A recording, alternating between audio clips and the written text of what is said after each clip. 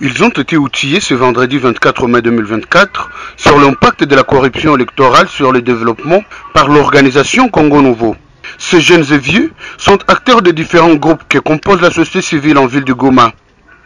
Pour l'organisation Congo Nouveau, les différentes formes de corruption électorale sont des freins pour le développement. Serge Kambale, directeur de Congo Nouveau. Alors aujourd'hui, notre organisation Congo Nouveau a eu une tribune d'expression populaire sur les effets néfastes de la corruption électorale sur le développement du pays. Et pendant cette activité-là, nous avons pu comprendre avec les participants qu'il y a beaucoup de formes ou de manifestations de la corruption électorale qui ont des conséquences néfastes sur le développement. Il y a même, on a utilisé même l'expression que la corruption électorale c'est une épine dans le pied de la démocratie.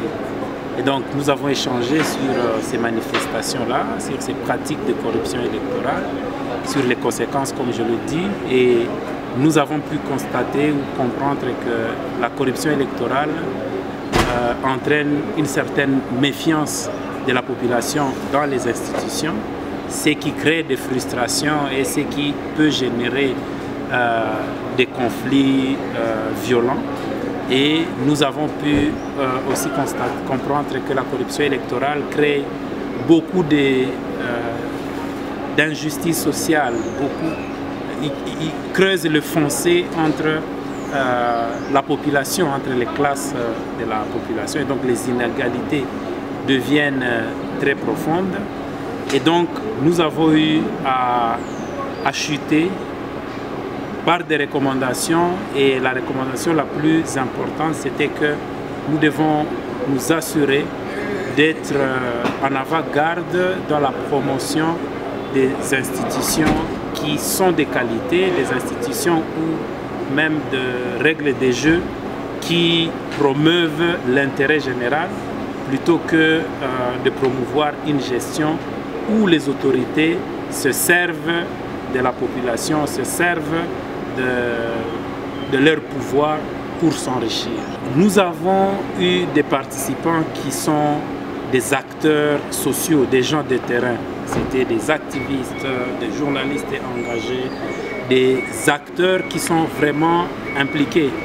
Et tout ce que nous avons pu faire, c'était de créer cet échange-là, de faire en sorte que l'étincelle de la discussion puisse alimenter leurs futures actions. Et nous sommes sûrs que les échanges que nous avons eus vont vraiment permettre à ce que les acteurs qui ont été invités, qui ont participé, puissent innover dans leurs activités. Alors pour deux raisons, parce qu'il y a encore un processus électoral en cours, il y a des élections, par exemple ici chez nous, il y a des élections du second degré, donc des élections indirectes qui continuent à s'organiser, mais aussi la thématique en fait c'est nous entrons dans une législature, et donc nous avons pu constater qu'il y a eu fraude ou corruption pendant les élections. Alors, qu'est-ce que les acteurs sociaux vont faire pour essayer de diminuer les effets néfastes de cette corruption qui a déjà eu lieu? Parce qu'on ne peut pas croiser les bras et penser que c'est un fait accompli, et donc il faut qu'on reste bras croisés. Non. Cette tribune d'expression organisée pendant que les candidats sénateurs sont en campagne au Nord Kivu, l'organisation Congo Nouveau promet s'impliquer pour lutter contre la corruption le jour des élections sénatoriales prévues le dimanche 26 mai 2024 en ville de Goma. Alors, comme ça a été dit pendant les discussions, les acteurs ont pensé qu'ils peuvent faire quelque chose. Et nous, Attaquer Congo Nouveau, comme je dis, nous avons juste donné cet espace aux activistes, aux acteurs sociaux, pour qu'eux-mêmes définissent leurs actions. Et je suis sûr que les choses ne vont pas passer inaperçues. Par exemple, l'une des recommandations que j'ai pu entendre dans la salle, c'était de s'assurer de mettre en nu toute forme de corruption qui va apparaître pendant ces élections ici. Et comme on le sait, les gens qui font du mal, ils sont à l'aise lorsque leur mal est caché. Mais une fois mis en nu, en tout cas, ils sont inquiétés. Déjà, le monitoring de ces pratiques de corruption est une bonne chose. Et je suis sûr qu'il y a énormément d'autres initiatives qui sont en cours. On est là, on va voir ce qui va se passer le dimanche. Et on sait que, comme la plupart d'entre les participants sont des jeunes, ils vont aussi utiliser l'une des armes qu'ils savent manier, qui sont les réseaux sociaux, pour faire en sorte que le message puisse aller plus loin que la petite salle dans laquelle nous avons été. Qu'est-ce qui suivra après cette activité, si ce n'est pas un secret? Alors, Congo Nouveau, il est membre du consortium Le Congo n'est pas à vendre. Et dans ces cadres-là, nous avons beaucoup d'actions, beaucoup d'activités de lutte contre la corruption.